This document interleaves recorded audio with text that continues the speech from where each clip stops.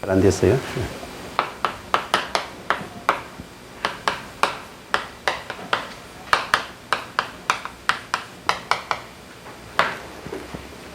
한 기업, 뭐 개인 기업이든 주식회사 또는 법인 기업이든 상관없습니다. 한 기업을 두고 그 회사의 재산 구성, 그리고 또 뭐 일정 기간 동안 영업 활동을 했을 때 손익, 손실과 이익이 얼마나 일어났나, 이런 것을 장부 기록을 통해서 나중에 하나의 보고서를 만들어 갖고 회사의 이러한 내용을 필요로 하는 이해관계자들에게 자기들이 어떤 판단을 내리는데 사용할 수 있도록 이걸 제공해주는, 이게 이제 회계가 하고자 하는 목적입니다.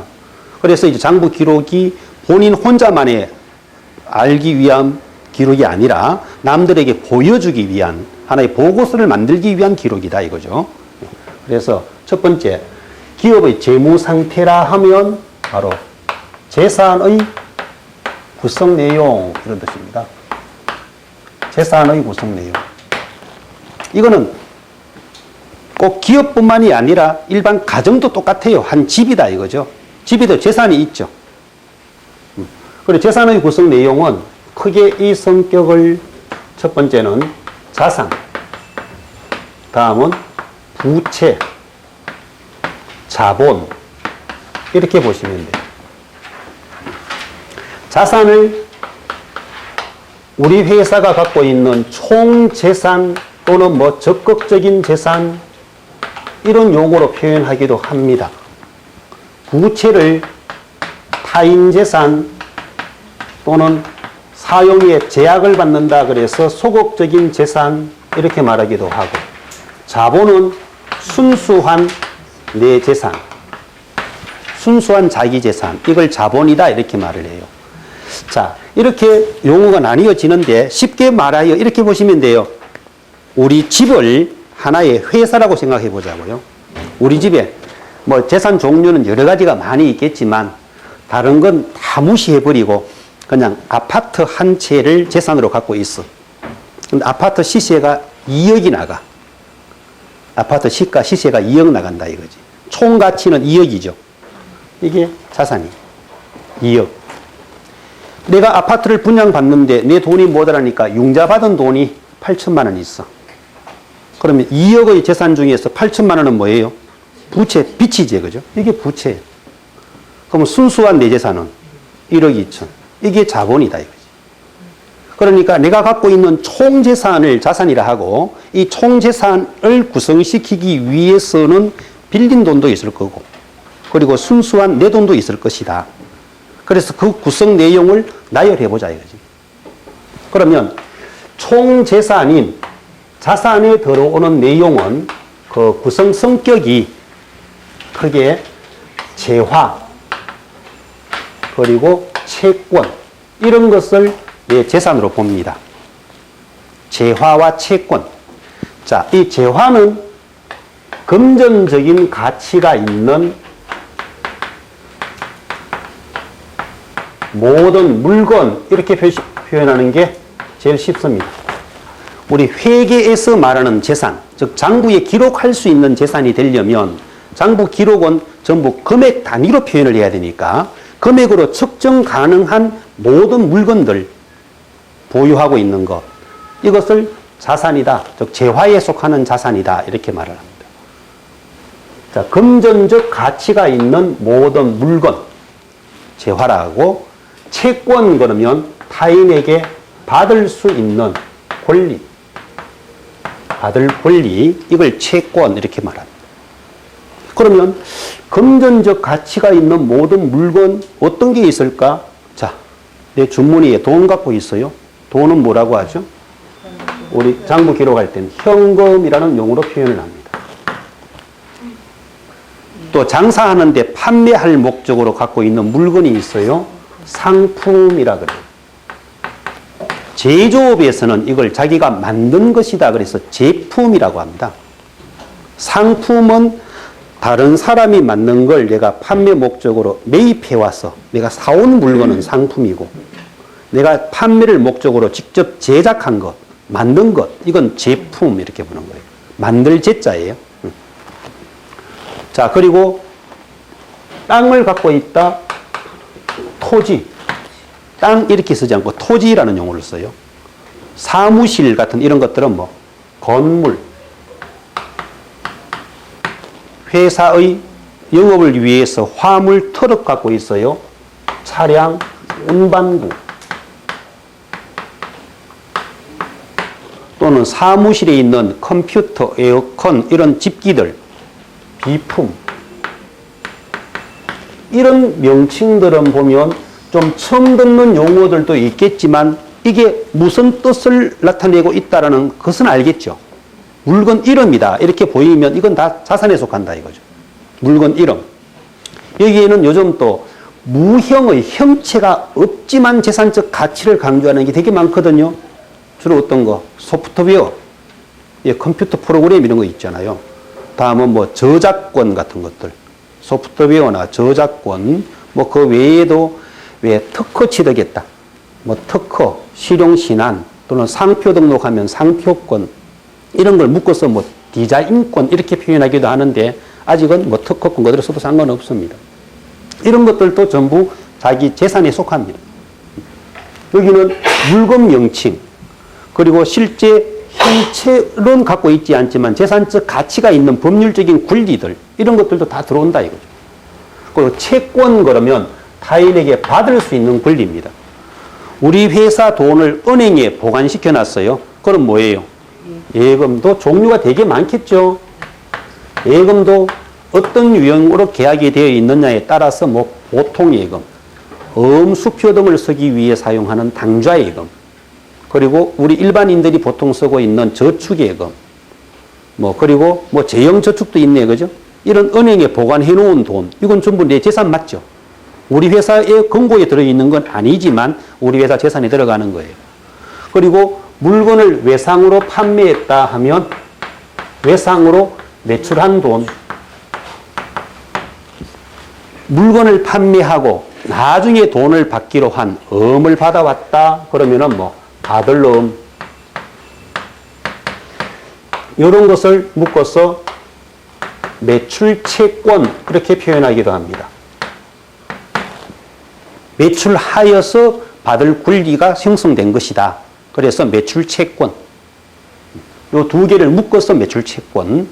그 외에 상품 이외에 주된 영업 활동이 아닌 일시적 기타 활동으로서 물건을 판매하여 돈 받을 게 생겼으면 뭐 미수금 또는 다른 사람에게 빌려주는 것, 돈을 빌려준다 그러면 대여한다 이렇게 말을 해요. 건물을 빌려주는 건 임대한다 이렇게 말하고 돈을 빌려주는 건 대여한다. 대여한 것에는 대여금.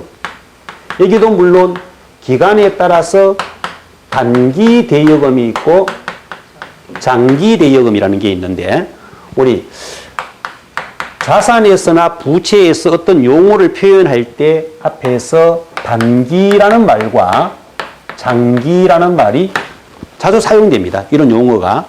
장단기에 대한 구분 기준은 항상 1년 기준이에요. 1년 기준.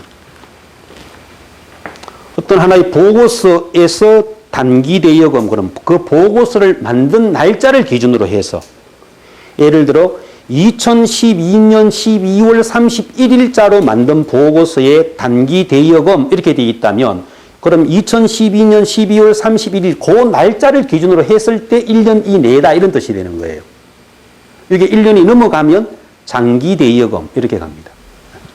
그래서 대여금에는 단기 대여금이 있고 장기 대여금이 있고, 예. 뭐 그 외에도 물건을 나중에 받아오기로 하고 계약금을 내가 미리 지급했다. 미리 지급했다면 앞선자에 줄급자 선급금. 선급을 해둬야지만 나중에 물건을 받을 권리가 생기는 거죠. 선수는 반대예요. 우리 회사가 나중에 물건 보내주기로 하고 계약금을 미리 받았었다. 그 받았은 만큼은 물건을 보내줘야 할 의무가 생기는 거죠. 지급할 의무. 이것은 뭐가 되어버리느냐? 부채가 되어버려요. 선수금은 부채가 되는 거죠. 그래서 용어를 하나하나 보고 뜻을 풀이를 잘 해줘야 되는 거야. 그죠? 뜻 풀이를 해서 물건 이름, 그리고 돈 받을 권리에 속하는 것. 그러면 전부 뭐 자산이고, 다음은 부채 그러면 이것은 타인에게 지급해야 할 의무, 보통 채무, 즉 지급할 의무예요. 앞으로 우리 회사가 지급을 하는데 이것은 꼭 돈으로 지급할 수도 있고 물건으로 보내줄 수도 있습니다. 돈으로 줄 수도 있고 물건으로 줄 수도 있어요. 그래서 지급할 의무, 여기에는 물건을 외상으로 사왔어요. 그러면 외상 매입금, 물건 사오고 돈을 나중에 갚아주기로 한 음을 발행해 주었다. 그러면 지급음. 그리고 타인에게 돈을 빌려왔다. 빌려온 건 차입한다. 이렇게 말합니다. 차입금. 여기는 뭐 단기 차입금, 장기 차입금. 그리고 상품 이외의 다른 물건을 사오고 돈을 지급하지 않은 게 있다. 미지급금. 지급이 되지 않았다. 요 미 들어가는 것은 안일 미자예요. 지급이 되지 않았다. 그럼 지급할 의무를 갖는다 이런 뜻이죠. 그리고 선수금. 미리 받아 선고. 자, 이러한 내용들로서 이게 바로 우리 장부를 정리할 때에 사용하는 용어들입니다. 어떤 변화들이 일어나거나 보고서를 만들 때는 이런 용어를 사용하여서 장부에 반영을 해놓자 이거죠. 그리고 자본은 순수한 내재산, 순재산이죠. 여기는 우리 개인 기업 같은 경우는 자본금, 뭐 그 외에도 이제 법인 기업에 들어가면 이것도 상당히 세분화되는데 이건 나중에 보도록 하고 일단은 기본적으로 순수한 내재산을 자본이다 이렇게 보자 이거죠. 자, 그러면 여기에서 우리 회사가 갖고 있는 총 재산을 자산이라 그랬죠. 자산. 자, 조금 전에 제가 처음 예를 들 때 아파트 한 채에 2억에 갖고 있다면 2억을 자산이라 그랬어요. 이 중에서 내가 융자를 받아서 빌린 돈이 8천이 있다. 그럼 빌린 돈을 뭐라고 했나요? 부채라 했죠. 그러면 나머지 1억 2천은 순수한 내재산이네요. 이게 바로 뭐? 자본. 자, 이것을 자본을 구하는 공식이라 그래서 자본등식 이렇게 말합니다. 자본등식. 자, 그리고 이러한 자산, 부채, 자본 이러한 내용이 항목별로 현재 우리 회사에는 얼마씩으로 자산, 부채가 구성이 되어 있느냐 이것을 하나의 집계하여 보고서로 만든 것이 재무 상태표라는 보고서가 나옵니다. 자, 재무 상태표는 맨 먼저 작성할 때 어느 회사 이렇게 회사명이 꼭 표시되어야 해요. 그래야지만 누구 것인지를 알 수 있겠죠. 그리고 몇 년, 몇 월, 며칠, 현재 작성한 기준 날짜도 꼭 나와야 됩니다. 그래야지만 언제 상황의 재산 구성 내용이다. 이걸 알 수 있을 거 아니에요. 언제 상황의 재산 구성 내용이다. 이것의 파악이 가능한 겁니다. 자, 그래서 재무상태표에서는 우리 회계 처리에서 각종 보고서가 만들어질 때 이렇게 양분화되어 있으면 항상 왼쪽을 차변 이렇게 말합니다. 차변. 왼쪽을 차변. 그리고 오른쪽을 대변 이렇게 말을 해요. 차변, 대변 이렇게 나누어서 항상 집계가 일어납니다. 그래서 왼쪽에는 현재 우리 회사가 갖고 있는 모든 재산 내역인 재화 채권 내역을 다 표기를 하라. 자산. 그리고 오른쪽에는 우리 회사가 빌려온 내용과 순수한 우리 회사 재산 내용인 부채와 자본 이렇게 나누어줘라. 자, 우리 회사가 갖고 있는 총 재산이 2억이다. 이 중에서 부채가 1억이라면, 부채가 조금 전에 예를 들었듯이 8천만 원이라면 순수한 내 재산은 1억 2천이다. 이렇게 구성이 되겠죠. 그럼 다시 말하여 우리 회사가 보유하고 있는 전체의 재산은, 즉 자산은 빌린 돈을 뭐라 했나요? 부채와 순수한 내 돈은 자본. 즉 자산은 부채와 자본, 이 두 개의 합으로 구성이 되어 있다. 이렇게 표현할 수도 있겠죠. 그리고 재무상태표의 약자로는 BS, 밸런스 시트 이렇게 나타냅니다. BS, 밸런스 시트. 그래서 이것을 우리는 재무상태표 등식, 즉 BS 등식 이렇게 말해요. 밸런스, 차변과 대변이 균형을 이루는 이러한 시트라는 건 표다 이거죠. 재산 구성이 균형을 이루고 있는 표. 자, 이걸 조금 다르게 한번 해석을 해볼게요. 어떤 회사, 이건 주식회사 같은 법인이든 일반 개인 기업이든 다 똑같아요. 개인 기업도 집에 가정에 있는 재산하고 요 내 사업장에 있는 재산은 완전히 분리시켜야 합니다. 그럼 이 장부를 만들 때는 집에 건 끌어들이지 말고 어디 것만 우리 사업장에 있는 그것만 따로 독립시켜 갖고 장부를 만들어야 되는 거예요. 따로 독립시켜서 장부를 만드는데, 자, 내가 한 회사를 만들기 위해서는 회사 운영에 필요한 자금이 필요하겠죠. 자금은 조달하는 방법이 크게 두 가지 유형이에요. 빌려오는 방법, 그리고 주인이 투자하는 방법. 자, 이게 뭐예요? 빌려와서 구성된 돈. 내가 회사를 하나 만드는데 운영 자금이 필요해서 또는 재산 구입 등에 필요해서 내가 8천만 원은 빌렸고 내 돈을 1억 2천 투자를 했어요. 그럼 회사에 총 들어간 돈은 얼마예요? 2억 들어갔죠. 그럼 2억이라는 돈이 들어갔으면 이 돈이 어디에 가 있나? 나타내라. 이렇게 해석하면 되는 거예요. 회사를 하나 독립적으로 만들어냈다 이거지. 그럼 이 회사에 들어온 자금이 있을 거 아니에요. 그럼 빌려왔는 자금이 있고 다음 주인이 투자한 돈이 있다 이거죠. 이렇게 빌려왔거나 투자해서 2억이라는 돈이 들어와 있다면 이 돈이 어디에 가 있나? 다 현금으로 금고에 보관하고 있다면 현금 2억 나타날 거고, 일부 은행 통장에 넣었다면 예금 이렇게 나타날 거고, 이걸 갖고 땅 샀다면 토지로 왔을 거고, 사무실 임차는 건물을 샀다면 건물로 들어와 있을 거죠.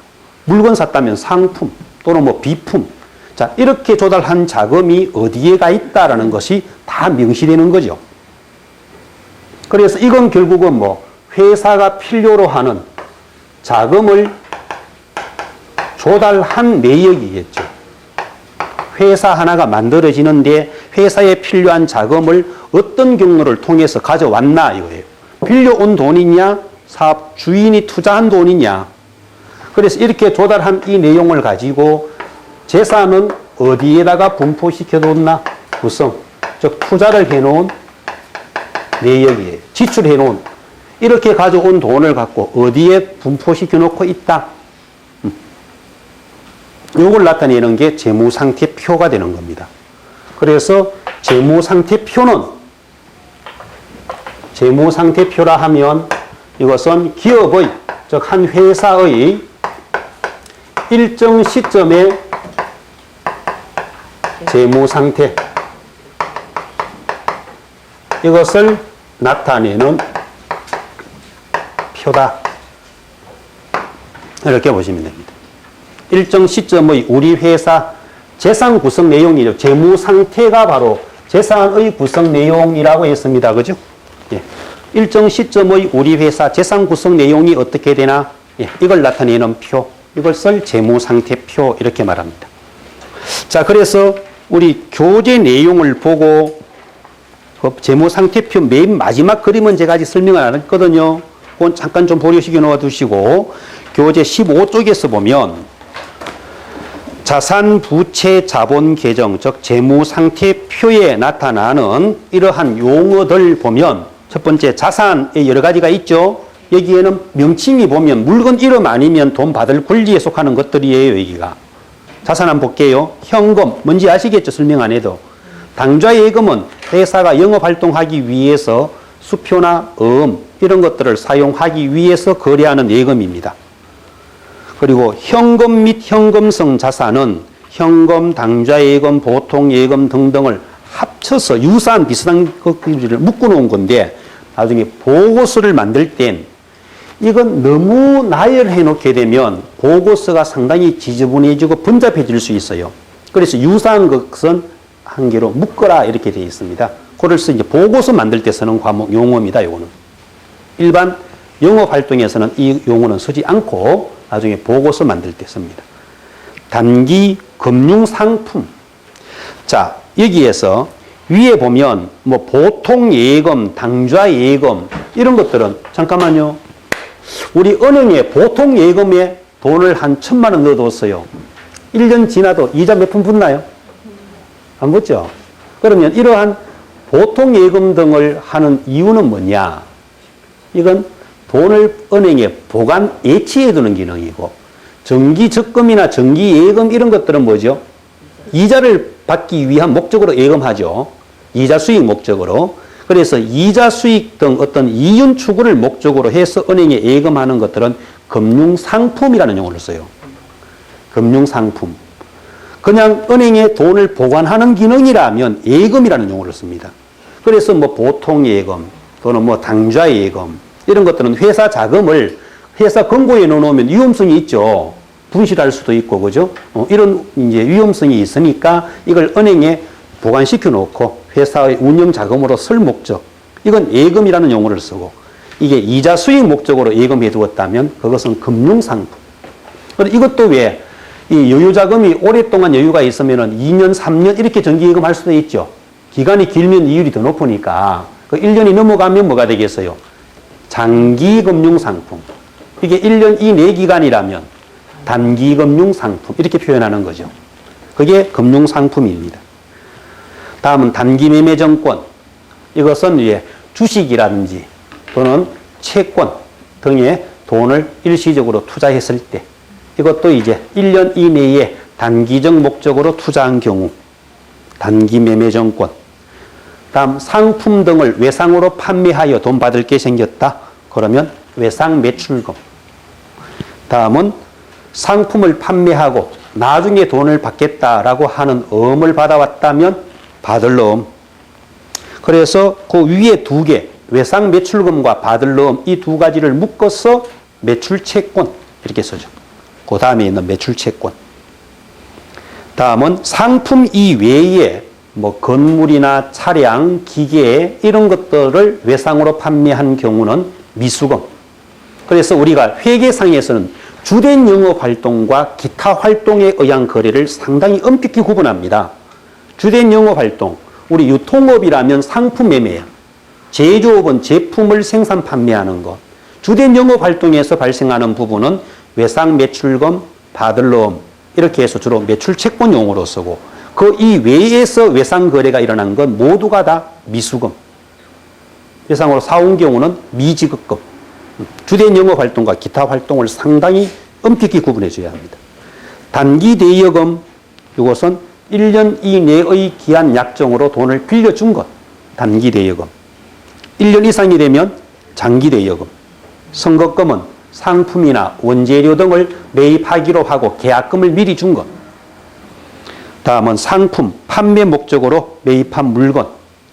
다음 소모품은 뭐 사무용품이나 청소도구, 공장에서의 각종 뭐 드라이브, 망치 같은 이런 공구들 이것을 매입해서 보관하고 있는 것. 사용할 목적으로 갖고 있는 물건입니다. 그럼 소모품. 이걸 사용해 버리면 소모품 비 이렇게 돼 버립니다.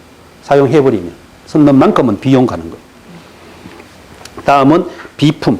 이것은 책상, 뭐 에어컨, 컴퓨터, 복사기 등 건물, 토지. 다음은 차량 운반구는 승용차, 화물차, 뭐 지게차 이런 것들은 다 차량 운반구예요. 다음은 선급 비용. 이건 우리 왜 자동차 보험 이런 걸 가입하면 보험료 1년치 미리 선지급해 줘야 되죠. 그리고 한 6개월 지나서 해지하면 남은 기간권 다 돌려받잖아요.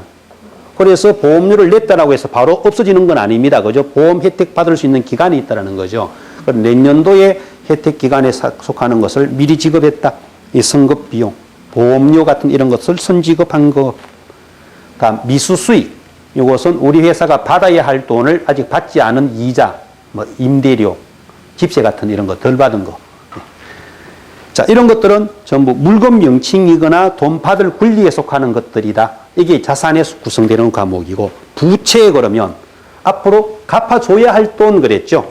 지급해야 할 의무. 외상 매입금은 상품 또는 원재료 이런 것을 외상으로 매입해온 것. 다음은 지급보험. 이것은 상품이나 원재료를 매입하고 그 대금을 어음을 발행하여 지급해둔 것. 나중에 다시 돈 갚아줘야 됩니다. 그래서 외상 매입금, 지급보험 이 둘을 합쳐서 뭐라고? 매입채무. 단기 차입금, 차입은 빌려 쓴 돈, 빌려온 건데 단기는 뭐예요? 1년 이내의 기한 약정으로 빌려온 것, 단기 차입금. 미지급금은 상품 이외의 물건을 외상으로 구입한 것. 상품을 외상으로 매입해오면 외상 매입금인데 상품 이외의 것은 미지급금. 선수금은 상품을 매출하기로 하고 계약금을 미리 받은 것. 미지급 비용, 이건 이자, 임차료, 집세 이런 것을 아직 지급하지 않은 것. 지급할 의무를 가집니다. 선수 수익, 수수료나 집세 이런 것을 미리 받은 것. 건물 빌려주고 왜 집세 10달치, 1년치를 미리 한꺼번에 받았다 이거죠. 이런 것들이 선수 수익. 자본금은 순수한 자기 재산. 이게 자본금입니다. 자, 그러면 기업의 재무 상태 구성에 대해서 자산, 부채, 자본 이 개념을 잠깐 정리를 해봤습니다. 여기는 자산에는 물건 받을 권리, 부채에는 갚아줄 의무, 자본은 순수한 내 재산 이렇게 구성이 됐죠. 다음은 기업의 경영성과.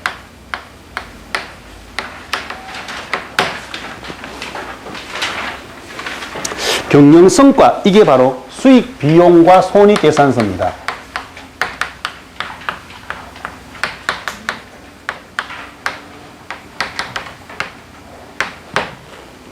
그런데 이 경영성과는 항상 일정한 기간 단위로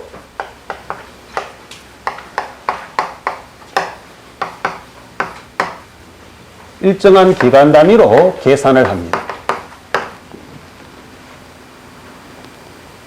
재무 상태는 일정 시점 그랬죠. 언제, 날짜, 현재, 어느 시점 재산이다 이런 뜻이에요. 재산 구성은 수시로 변화가 옵니다. 우리 여기 있는 모든 분들도 다 마찬가지. 오늘 아침에 집에서 출발할 때에 내 재산 상태와 현재 여기 교육장에 와서 앉아 있을 이 시점의 재산 상태는 다릅니다. 변화가 왔어요. 차비도 썼죠. 이것저것 지출이 일어났어요. 재산 변화가 왔다 이거지.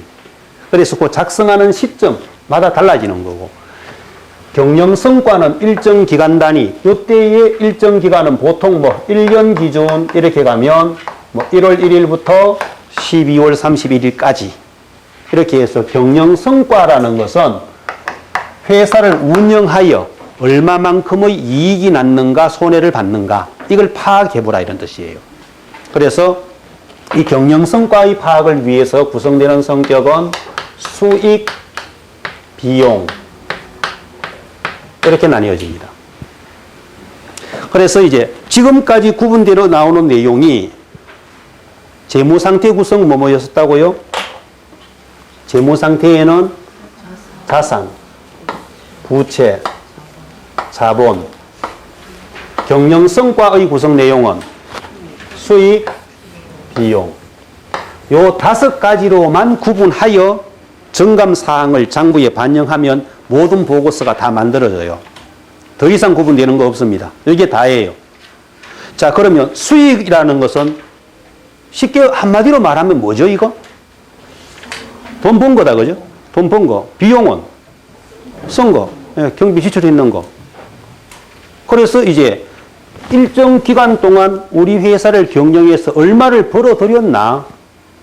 다음은 회사를 경영하는데 얼마만큼의 돈이 지출되었나? 이걸 파악해보자 이거죠. 그래서 수익은 기업의 영업활동에 의하여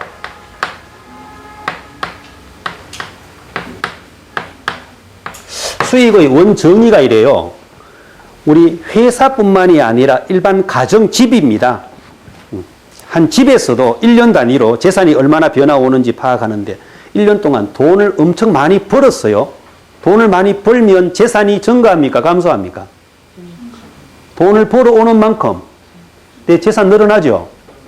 그 벌어서 생긴 내 재산은 순수한 내 재산이에요. 그래서 돈을 벌면 돈을 버는 걸로 끝나는 게 아니라 여기 있는 재산 구성에도 변화가 옵니다. 돈을 버는 걸로 끝나는 게 아니라 이게 이제 복식 기장의 원리예요, 이게. 일단은 이렇게 구분해 뒀는데 돈을 벌은 수익은 영업 활동에 의해 순재산의 증가 원인이 되는 거. 영업 활동에 의한 순재산의 증가 원인. 이걸 수익이다. 이렇게 정의를 내립니다. 돈을 벌어들인 것.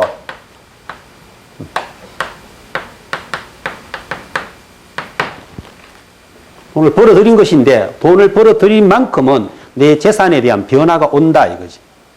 자, 그러면 다시 한번 더 볼까요? 수익의 정의가 뭐라고요? 영업활동을 하면, 회사 경영을 하면 돈을 벌어들여서 이로 인하여 내 재산이 늘어난 원인이라 그랬죠. 순재산의 증가 원인. 여기서 말하는 순재산이 뭐라고요? 순재산은 뭐가 순재산이죠? 자본? 요놈이 순재산 아니야. 네. 자본. 요게 순재산인데 BS라는 게 밸런스, 균형을 이루고 있는 시프트, 표라 그랬어요. 균형을 이루고 있는 표. 그럼 돈을 벌어오게 되면 이놈의 영역이 커지는 거야. 이게 커지면 모두 따라 커져야 됩니까? 그렇죠. 자산 변화가 오겠지, 그죠? 그래서 순재산의 증가가 오면 자산의 증가가 오든지, 자, 이 순재산은 자본이죠. 자본이 증가되면 따라서 자산이 따라 증가하든지, 아니면, 자 봐요. 이게 그대로 정치돼 버린다. 이게 늘어나면 뭘 줄인다? 부채 감소를 수 있습니다. 부채 감소. 다시 말하여 우리 현상 일생활에서 적용해 넣는다면 돈을 벌었다 이거지. 돈을 벌면 내 갖고 있는 재산이 불어나든지 아니면 빚을 갚는 데 쓸 수 있다라는 거야. 빚을 갚았다 이거죠. 돈을 벌어오면. 그러니까 수익이 발생하는 걸로 끝나는 게 아니라 그 수익 발생으로 인하여 재산 구성에도 같이 변화가 오겠죠, 당연히. 이게 이제 수익의 정의입니다. 그래서 보통 우리가 물건, 상품을 판매하여서 이익이 나왔다. 상품 매출에 따른 이익. 또는 수수료 받았다. 수수료 수익. 수수료 수익. 그리고 내가 상가 건물 하나 갖고 있다. 건물 주인이에요. 그 상가를 세를 놓습니다. 세를 놓으면 뭐라고 붙이죠? 임대 이렇게 말하죠. 임대. 임대는 뭐예요? 빌려주는 거. 빌려주면 그 집세를 받아야죠.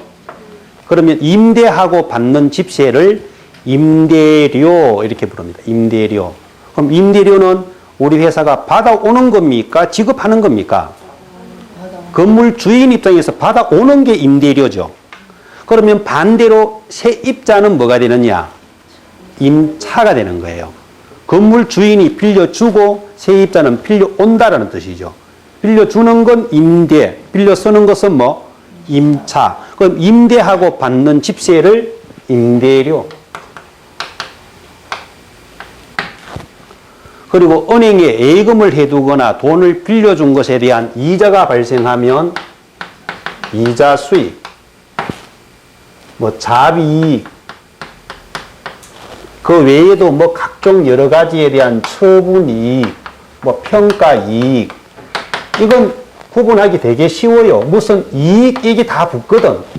수익, 이익, 단지 임대료 이런 건 잘 안 붙어. 요것만 잘 구분하면 돼요. 임대료, 임차료. 임대료는 누가 쓰는 용어? 집주인. 네. 세를 받는 사람. 그럼 세입자는 임차료. 이것만 잘 구분하면 돼요. 다른 거 어려울 게 없어요.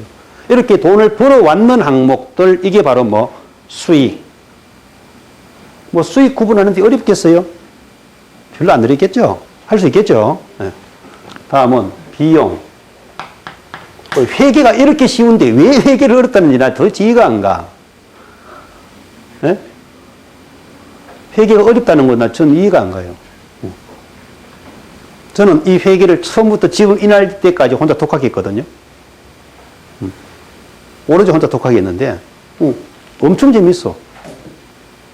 모든 게 다 돌아가요. 자, 이 비용입니다. 비용은 수익과하고는 반대 성격이에요. 이건 수익은 돈을 벌어들인 거라면 비용은 뭐죠? 돈을 쓴 거죠. 경비 등으로 사업을 위해서 쓴 것, 사용한 것. 벌어들인 게 수익이라면 쓴 것은 비용이에요. 그래서 이것을 정의로 내리자면 영업활동에 의한 순재산의 감소 원인이에요. 순재산의 감소 원인. 돈을 쓰면 쓴 만큼은 내 재산이 줄어든다. 자본. 까먹는다 이런 뜻이에요. 자본의 감소 원인. 이것을 비용이다 이렇게 정의를 내립니다. 자, 그러면 조금 전 수익하고도 같이 연계시켜서 다시 한번 보자고요. 순재산이 자본이야. 그렇죠? 이 자본이 감소한다면 상대적으로 뭐도 자산도 감소를 하든지, 자산이 불변이라고 한다면 내 재산 까먹는 만큼 뭐가 늘어나요? 빚 늘어나죠. 사업 잘못돼갖고 경비는 자꾸 나가고 돈 까먹으면 빚만 늘어날 거 아니에요. 네. 그래서 자산 감소 아니면 뭐 부채의 증가를 가져오는 원인입니다. 비용이. 그래서 비용은 자, 직원 월급 줬다. 그럼 뭐죠? 급여. 퇴직금 줬으면 퇴직급여. 종업원의 뭐 식당 운영 등 복지 후생을 위한 비용, 복리 후생비 또는 출장비 이런 것들은 여비, 교통비, 회사 운영하는 데 필요한 재산에 대한 세금 등을 내었다. 세금과 각종 공과금 합쳐서 세금과 공과 또는 세금과 공과금 이렇게 말합니다. 다음은 수도, 전기 등의 사용요금, 수도, 광열비. 공장 같은 데는 공장은 수도, 광열비 안 하고 공장은 되게 전기가 사용 비중이 커요. 그래서 전력비 따로 씁니다. 비중이 아주 크면 따로 쓰고, 그 외에는 가스비, 수도료. 일반 상거래하는 이런 회사들은 수도, 광열비 이렇게 쓰고, 제조업을 하는 공장 같은 경우에는 전력비, 가스, 수도료 이걸 나누어 써요. 요 내용을, 그러니까 어떤 업을 하고 있느냐에 따라서 사용하는 용어들이 조금 다릅니다. 모든 회사가 다 통일화된 용어를 쓰는 게 아니라 회사마다 사용하는 용어들은 좀 다를 수 있어요. 그 외에 이제 사무용품 등을 썼다면 소모품비, 자동차 보험, 화재 보험 등의 가입을 했다면 보험료, 뭐 등등, 뭐 잡비, 잡손실 이런 내용들이 나와요. 이게 비용이에요. 회사 운영을 위해서 쓴 경비.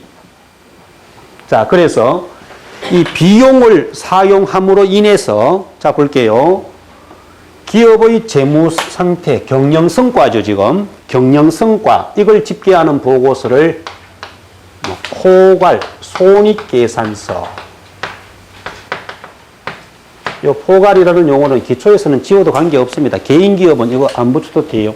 그냥 손익계산서 이렇게 말합니다. 손실이냐 이익이냐를 계산하는 서식이다 이거죠. 그래서 약자는 IS, income statement, IS 이렇게 표시합니다. 네. 자, 손익계산서에는 이렇게 볼게요. 돈을 회사 운영을 위해서 섰는 곳, 차변 쪽에는 비용이 다 들어옵니다. 비용. 대변 쪽에는 돈을 벌은 수익이 들어옵니다. 여기에도 원래는 어느 회사 몇 년 몇 월 며칠부터 몇 년 몇 월 며칠까지 이렇게 언제부터 언제까지 이게 나타나야 돼요. 손익계산서는. 재무상태표는 어느 날짜 현재 이렇게 표현했죠. 언제 날짜 현재. 이건 손익계산서는 일정 기간의 경영성과를 나타내는 보고서이다 보니까 이 기간 표시를 꼭 해줘야 되는 거다 이거지. 기간 표시. 언제부터 언제까지라는 기간을 꼭 명시를 해줘야 합니다. 그래서 자, 이게 2013년 1월 1일부터 2013년 12월 31일까지 이렇게 했단 말이죠. 예를 들어서. 이렇게 했으면 1년 동안 전체 벌어왔는 수익이 5억. 회사 운영을 위해서 섰는 경비 비용이 4억. 1억 남았네. 1억 남았는 것을 순수하게 남은 돈, 순이익. 단기에 발생한 거, 단기 순이익. 이렇게 나타냅니다. 단기 순이익. 그러니까 이것은 뭐죠? 총 수익에서 총 비용을 빼고 나면 나머지가 뭐라고요? 단기 순이익. 즉 순이익. 수익이 더 크면 순이익이다 이거지.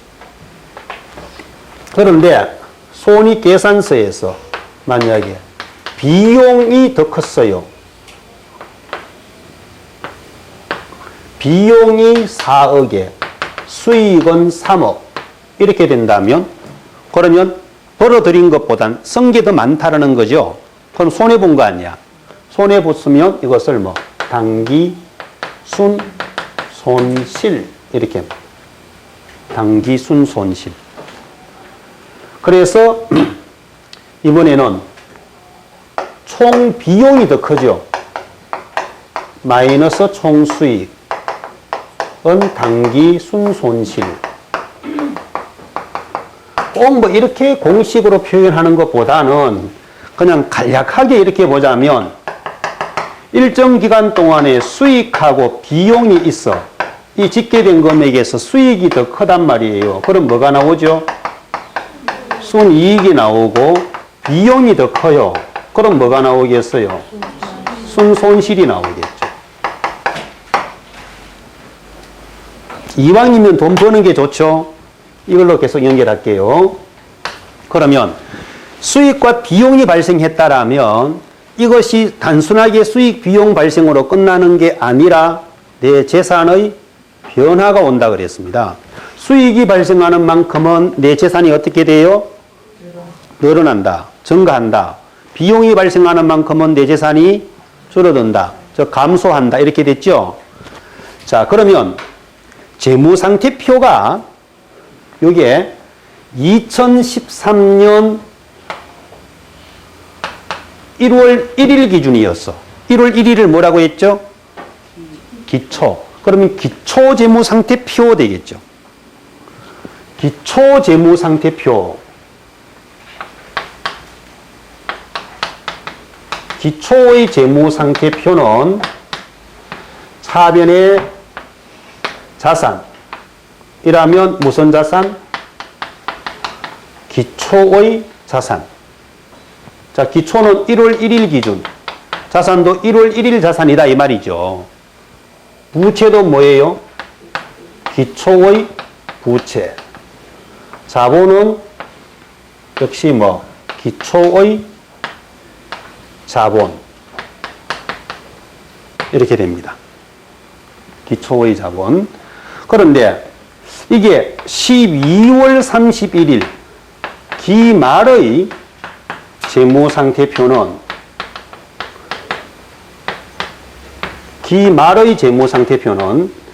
자산, 부채, 자본 구성이 달라지는 거야. 기말 재무상태표는 자산은 언제 자산? 기말의 자산. 부채도 역시 언제 거? 기말의 부채. 자본도 기말의 자본이 되겠지만 이 기말의 자본은 내가 1월 1일 기초의 자본이 2억에서 8천, 1억 2천이었어. 여기에서 1월 1일 현재 내 재산이 1억 2천이었는데 1년 동안 영업을 하여 돈을 벌어온 게 5억이에요. 5억을 벌었어. 5억을 버는 만큼은 내 재산이 어떻게 돼요? 증가. 쓰는 만큼은 재산이 감소. 이렇게 되겠죠. 그러면 1억 2천이었었는데 1년 동안 영업을 장사를 잘 해가지고 5억을 벌어들이고 그 중에 4억을 썼다 이거지. 그럼 5억이 플러스 되고 4억이 마이너스 될 거 아니에요. 그럼 기말의 자본 얼마 됐죠? 2억 2천이 됐겠지. 2억 2천 안에는 기초의 자본이 얼마죠? 1억 2천이고 나머지 1억은 뭐예요? 단기 순이익이 들어오지 않았나요? 맞죠? 단기 순이익이 들어온 거야. 그래서 기초의 자본과 단기 순이익이 합쳐진 금액이 바로 뭐? 기말의 자본이다 이거지. 기말의 자본. 자, 그러면 수익 비용을 비교했을 때 수익이 더 크면 뭐라고요? 순이익, 비용이 더 크면 순손실. 그럼 기말 자본과 기초 자본을 비교하여 기말의 자본이 기초 자본보다 늘어났어요. 그럼 뭐죠? 순이익. 다음은 기말의 자본보다 기초 자본이 더 커. 기말의 자본이 도로 줄어들었어. 그럼 뭐가 되겠어요? 순손실. 그래서 수익 비용을 보고 순손익을 측정하는 이런 것을 손익법 등식. 여기 이제 손익법 등식이에요. 손익법. 재산 구성을 보고 자본의 변화를 보고 순손익을 측정하는 것을 재산법 등식이라 이렇게 말합니다. 재산법. 내 재산이 변화된 걸 보더라도 순손익의 측정이 가능하다 이런 뜻이죠. 한 회계 기간 동안 영업활동하여 수익 비용 발생한 것을 비교하더라도 순손익을 측정할 수 있지만 재산 변화를 보더라도 순손익을 측정할 수 있다. 그러니까 이걸 다시 등식으로 나타내자면 기말의 자산은 기말의 부채 플러스 뭐 기말의 자본인데 기말 자본은 구성이 어떻게 돼 있죠? 기초의 자본 플러스 순이익 마이너스 순손실 이렇게 나타낼 수 있다는 거지. 순이익이면 늘어났을 거고 순손실이면 줄어들었을 거 아니냐는 거예요. 맞나요? 예, 요게 바로 기말의 재무상태표 등식이다 이렇게 말을 합니다. 기말의 재무상태표 등식. 이제 조금 꼬여진다 그죠? 다음 시간 때부터 쉬워져요. 자, 이렇게 해서 재무상태 경영성과의 구분되는 내용을 받고 이게 상호 관련성을 갖는 이런 변화를 봤습니다. 됐나요? 그럼 잠깐 쉬었다가 우리 이제 수익 비용에 대한 개념 정리를 하고 다음은 이 재무상태표하고 손익계산서가 구성되어 나가는 내용의 작성, 연계성 이 부분에 대한 계산 과정을 한번 보도록 하겠습니다.